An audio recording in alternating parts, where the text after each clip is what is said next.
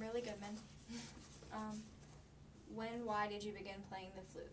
So I began playing the flute when I was 8. I guess I came home from school one day and told my mom that the flute was the instrument I wanted to play, and it was love at first sight, and I've been playing ever since. Yes. And what led you to pursue music performance specifically as a career? So I didn't do music education because I didn't want to be a band director, and there was if the world was the way it was now, I probably would have done music in business because I really would have wanted to find a way to make a living. I knew that doing performance was a very tricky, difficult route. I probably would have done music in business, but there wasn't such a thing then. I took one class in undergrad about music and business. I was completely intrigued, but there were only about 2 programs in the country at that time. So performance made sense to me because I really wanted to make playing my living. Playing isn't quite my living now. It's a huge part of my living. It's not my sole way that I make a living, but I found a very happy balance of all the things that I do. What are some of the differences you noticed in your musical education at Arizona State versus Ohio State? Ooh, good question. So what you don't know is I actually transferred from a very small school, even smaller than Otterbein, to Arizona State. So I auditioned at in Arizona there's really just 3 big state schools there, and I auditioned at all 3. I got into 2, the 2 that I didn't want to go to. The one I wanted to go to, Arizona State, I didn't get into. And I was going to go to NAU, Northern Arizona University in Flagstaff, but I wasn't sold. And kind of last minute, maybe in the spring before I started college, I auditioned at Grand Canyon University, which is a very, very small school. Ended up going there for 3 years, but I was kind of the proverbial huge fish in a small pond, where I was playing for everything, and I was doing a solo with the orchestra and the band, but my colleagues weren't there really wasn't a challenging environment, so I ended up transferring after 3 years, which is really tough. If you're going to transfer, you should transfer after 1 year or 2 years. I transferred after 3 years, which was okay, because it took me 6 years total in undergrad, but I needed the time to kind of mature, and I needed the time to practice, honestly. And so it was a very competitive flute studio at ASU. There were 25 flute majors, all the way from undergrad to doctoral students. I'd never had that kind of competition before. It was really good for me. It was also very, very hard because I was the bottom of the barrel. I'd gone from that huge fish to the tiny fish. So then I finished my degree, and then I went to do my master's at Ohio State. One nice thing, Arizona State at the time had about 45,000 students. OSU had 70,000 students, and people would say, oh, what do you think about going to a big school? And I'd say, I just came from a huge school. There's no difference between 45,000 and 70,000. Mm-hmm. There's a huge difference between 1,800 and 40,000. That's a huge difference. But the biggest difference between ASU and OSU was my flute professor at Ohio State was very warm, nurturing, cared about me, not just about the way that I've played the flute. And at that time in my life, that was a really important thing for me. I really needed some care for my person, not only just for my flute playing. So that was the biggest difference. I mean, at both places I had incredible colleagues, unbelievable people and musicians, and but the biggest difference was the professor. Did you know during your early musical career, say through college, that you wanted to be involved in jazz as well as classical? Yeah, so it's funny, the way the whole jazz thing worked out it's a long story that I'll try and make short. So I actually played bass. I played bass all the way. I played bassoon as well, not very well, but I played bass much better than I played bassoon. I always wonder if I continued with bassoon, would I have a job in an orchestra, because there's so fewer bassoonists, but the level's still incredibly high. I don't know. But I played bass from 7th grade all the way through high school, 12th grade, and I played in the jazz band, and I loved it. And I played a little bit of flute, but I mostly played bass. I loved being the accompanying role as opposed to the soloing role in jazz, because you have to know so much to play jazz well. You have to know all of your scales. You have to be so creative. And I was more drawn to the rigid, and I mean that in a positive way, nature of classical music, where you have to practice for perfection. And absolutely loved jazz all through high school. Then fast forward to 2013, I was here at Otterbein quite a bit. I was looking to kind of change things up a little bit. And a friend of mine who's a bassoonist, which is a funny coincidence, was working for the jazz orchestra. She was the manager, and her husband got a job in another state, and she said, I think you should apply at Jazz Arts Group to be the manager of the Columbus Jazz Orchestra. And I said, I don't know how to be an orchestra manager. And she said, you are very clever. You will figure it out. It's not that hard. You just have to be smart and know music, which, hopefully you're both those things. And it turns out it was a perfect fit for me. I love working with the jazz musicians. I'm not in competition for them for a job whatsoever, so there's no conflict of interest, right? I'm not vying to play in the Columbus Jazz Orchestra. I just love the music. I have the greatest respect for them as musicians.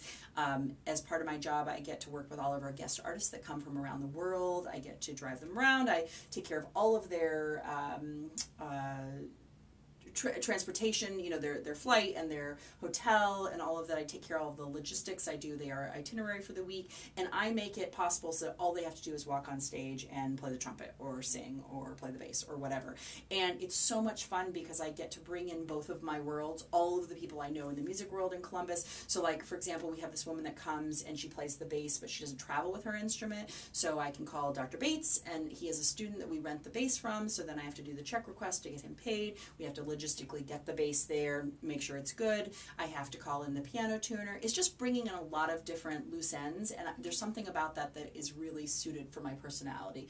Kind of like Flute Choir Day, where I created this event and I have to bring in all of the parts of it to make the event happen. And there's something just really, I never knew I liked that, and I never knew I was good at it until I started doing it. I was like, I'm really good at this, and I actually really like it, because there's some things you can be good at but not care for, but I really like it. So it's kind of cool how my worlds have collided with jazz. You teach several classes and you lead ensembles at Otterbein, and you also perform in a multitude of different ensembles. How do you manage your practice time to allocate? Nightmare. It's a total. I will practice. I'm a late night. I'm a late night exerciser, and I'm a late night practicer. So.